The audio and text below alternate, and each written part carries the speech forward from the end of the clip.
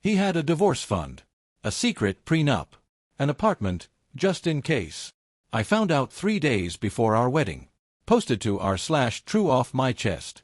I'm writing this from my childhood bedroom at my parents' house, surrounded by boxes of wedding decorations I'll never use, listening to my phone buzz with messages I refuse to read. 3 days ago, I was supposed to become a wife. Instead, I'm sitting here in sweatpants, eating cold pizza, and wondering how I went from planning a honeymoon to planning how to return 150 wedding gifts. Everyone thinks I'm crazy.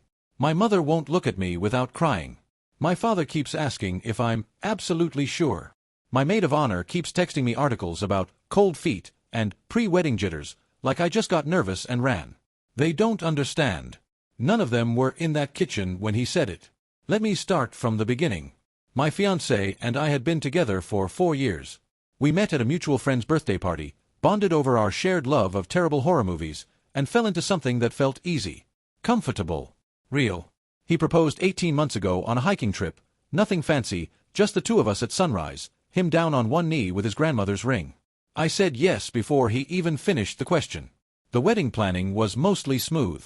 We had disagreements, sure, what colors, which venue, whether to invite his weird uncle who makes inappropriate jokes, but nothing that ever felt insurmountable. We communicated. We compromised. I thought we were a team. 3 days before the wedding, we were sitting at his kitchen table, going over final logistics. Normal pre-wedding stuff. Who was picking up the flowers? When the caterers would arrive? Which of our furniture we'd keep when we combined households? That's when he said it. Oh, by the way, he said, not even looking up from his laptop, I'm keeping my apartment after we marry. Just in case it doesn't work out. I laughed. I actually laughed because I thought he was joking. We'd been planning to move into a new place together, a 2-bedroom in a nicer neighborhood, close to both our jobs. We'd already put down the deposit. We'd picked out a couch together. What do you mean? I asked, still smiling like an idiot. He looked up at me, completely calm.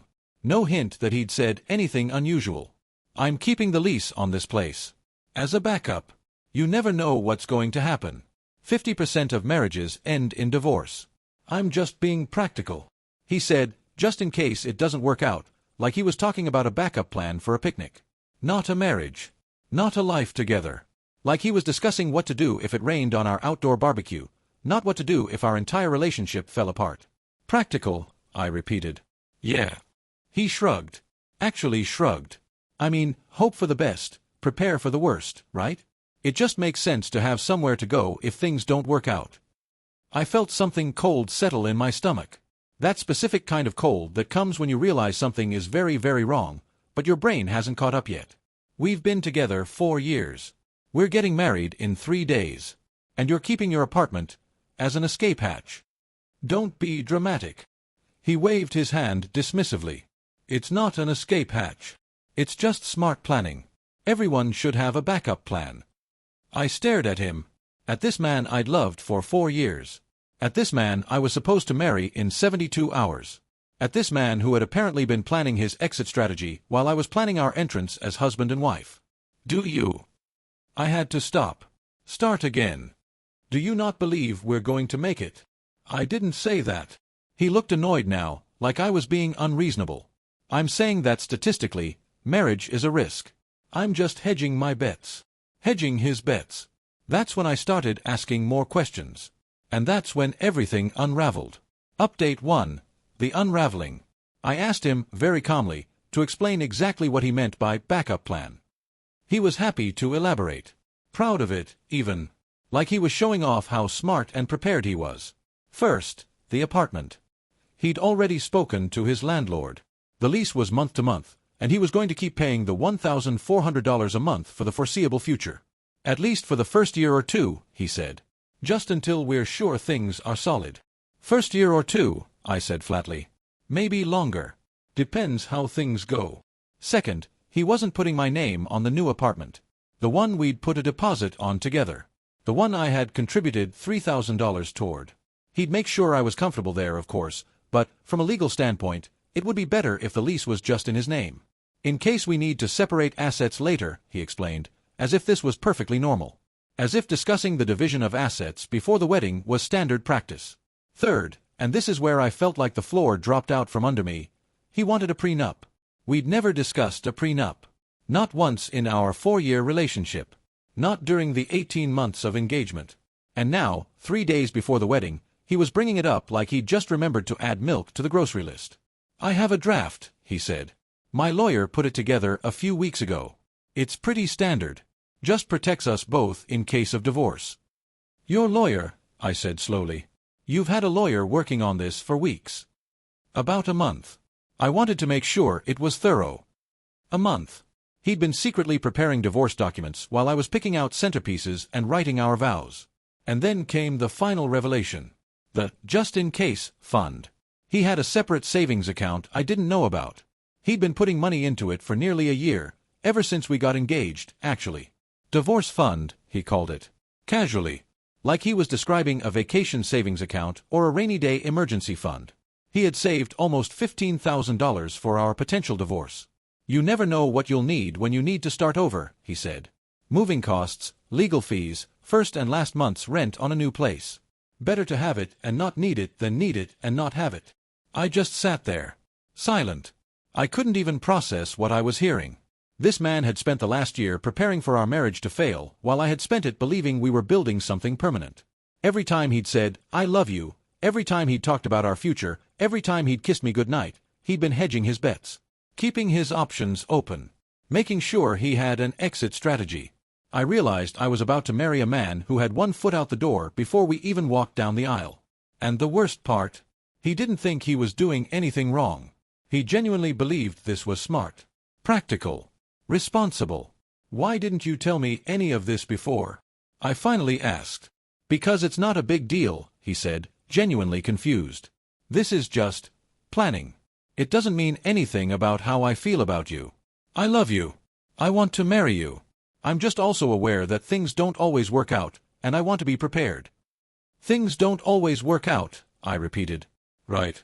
So I'm prepared." "You're prepared for our divorce? For the possibility of it?" "Yes." I looked at him, really looked at him, and saw something I'd never noticed before.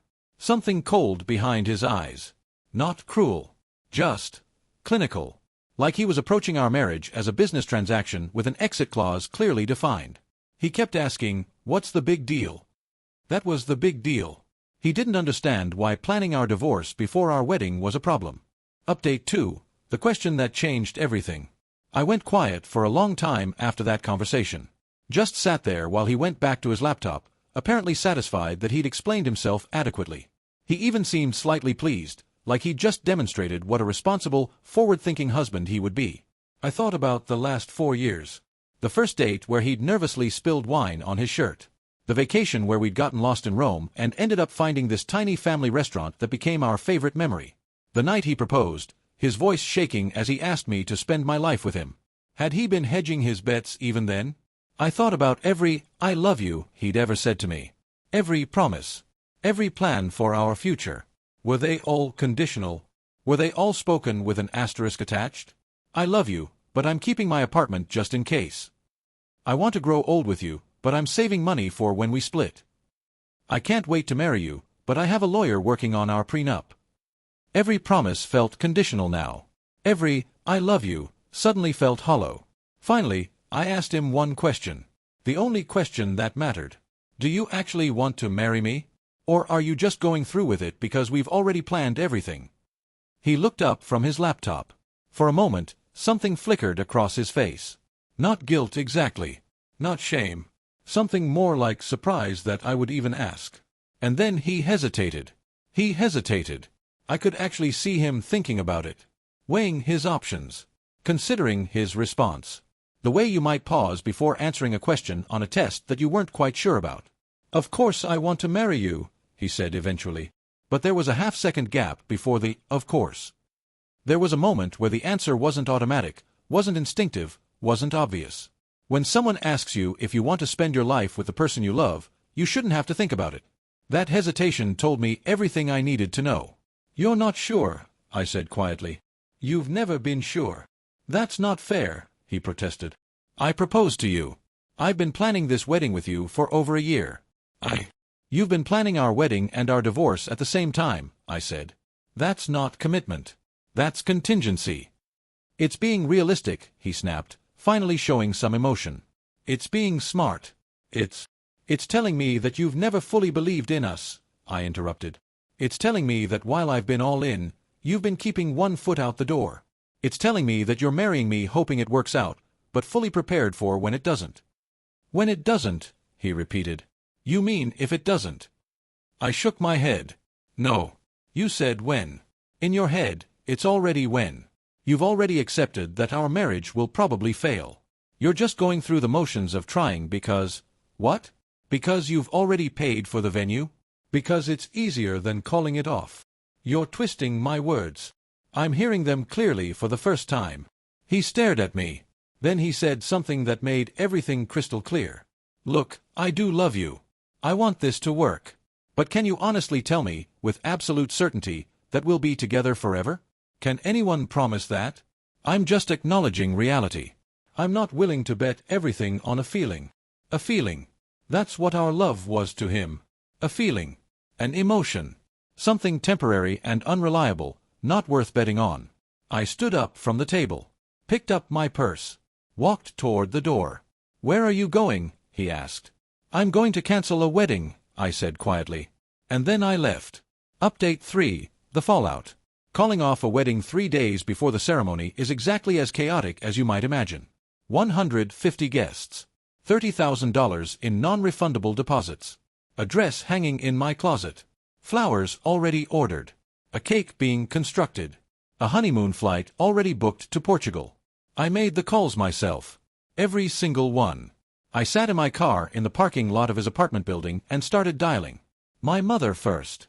She didn't understand. She kept asking what happened, what he did, if there was someone else. When I told her about the apartment and the prenup and the divorce fund, she was quiet for a long time. Then she said, "Honey, all men have doubts. That doesn't mean you throw away everything." I told her, doubts are normal. An exit strategy isn't. She didn't respond. My maid of honor cried. My bridesmaids sent confused texts. My father kept calling me sweetheart and asking if I was really truly sure. I called the venue, the caterer, the florist, the photographer. Each call was its own special kind of torture, explaining that the wedding was off. No, there wasn't a death in the family. No, we couldn't reschedule. Yes, I understood the deposits were non-refundable. His family was furious. His mother called me screaming, literally screaming, about how I had humiliated her son. About how I was throwing away a good man over cold feet. About how I would regret this decision for the rest of my life. He was being responsible, she shouted. He was being practical. That's a good quality in a husband. I didn't try to explain. There was no point. Everyone said I was crazy for canceling over one comment. But it wasn't one comment. It was a window into how he saw our entire future. One comment showed me that he'd never fully committed. One comment showed me that while I was dreaming about growing old together, he was calculating the cost of getting out.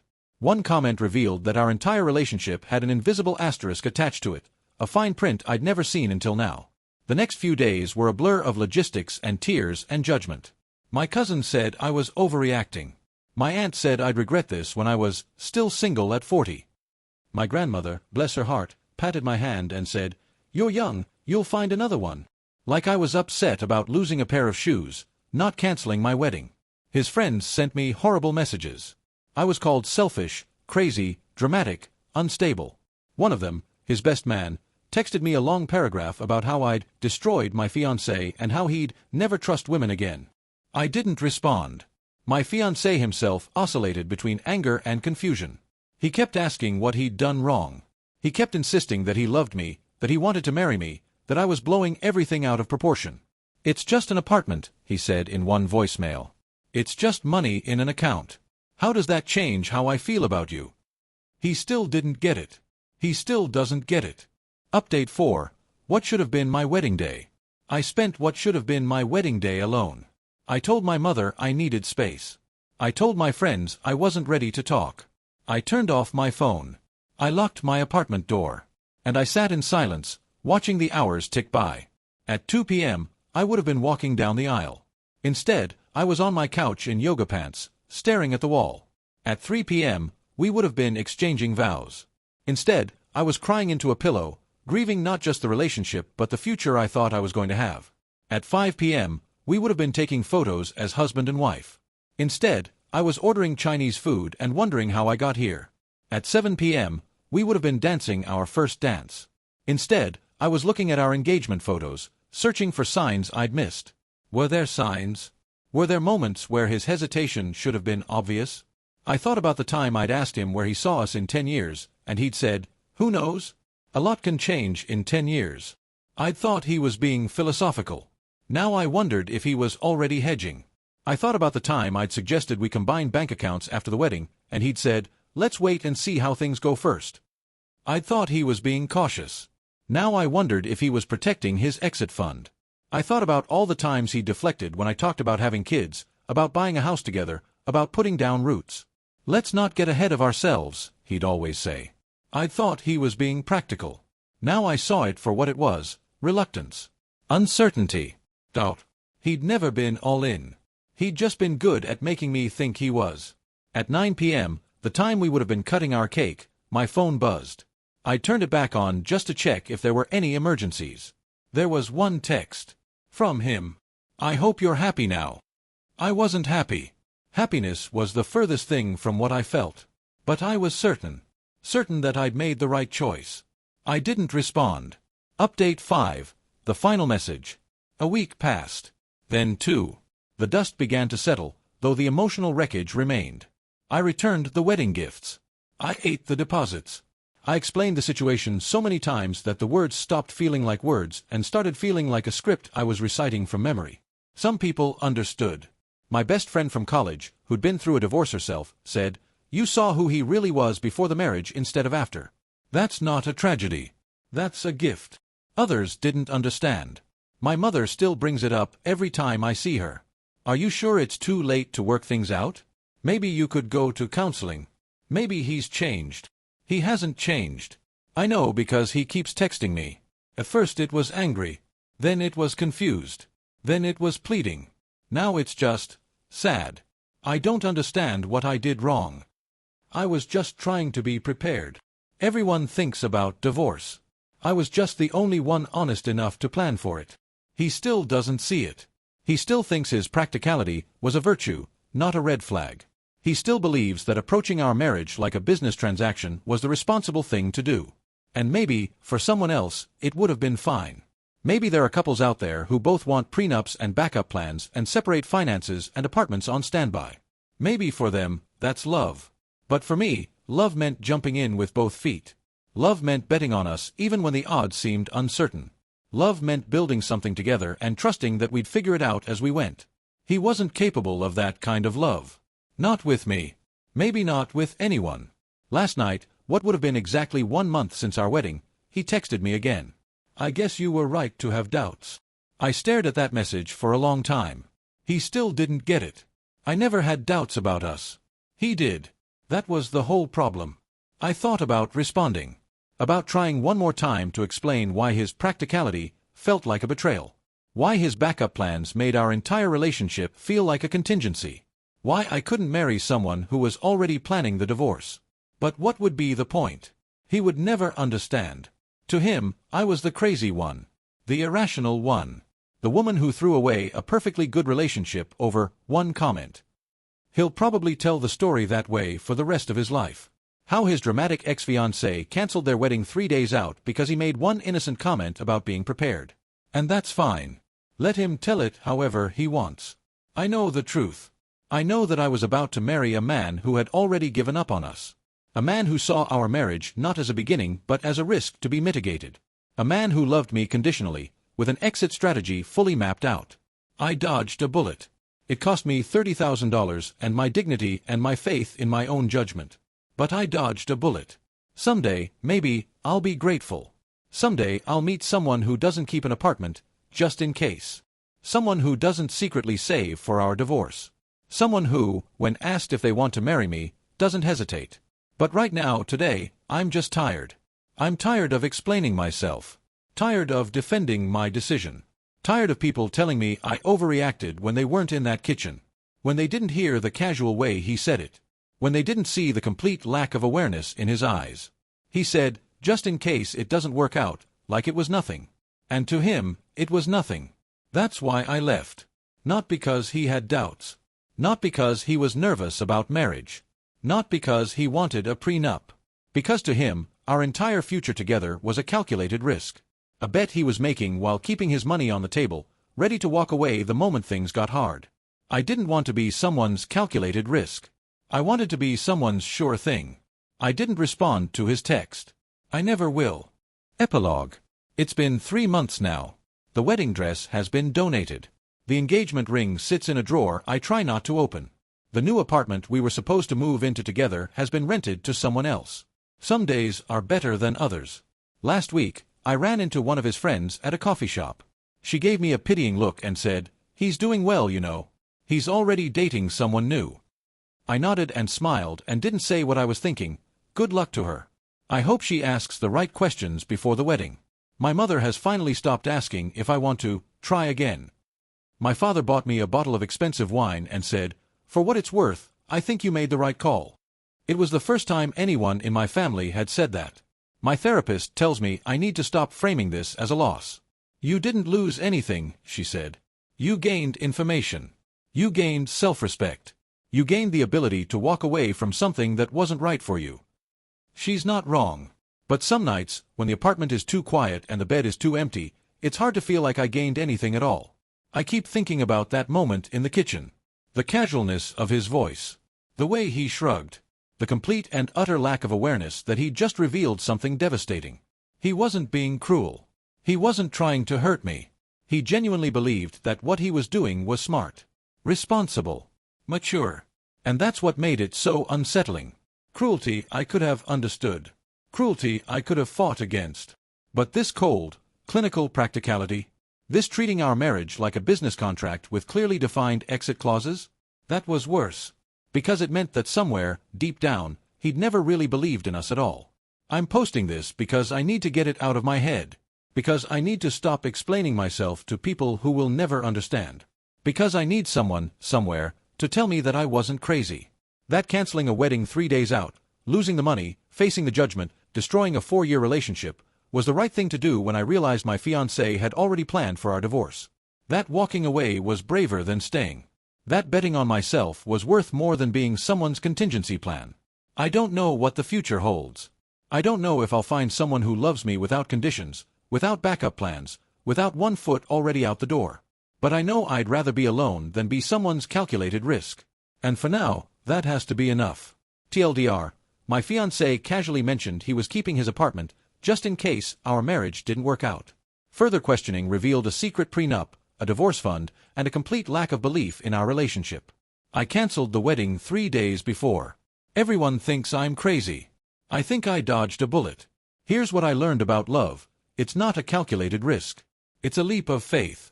And if someone won't jump with you, they're not your person. 3 days before my wedding, my fiancé said, "I'm keeping my apartment after we marry.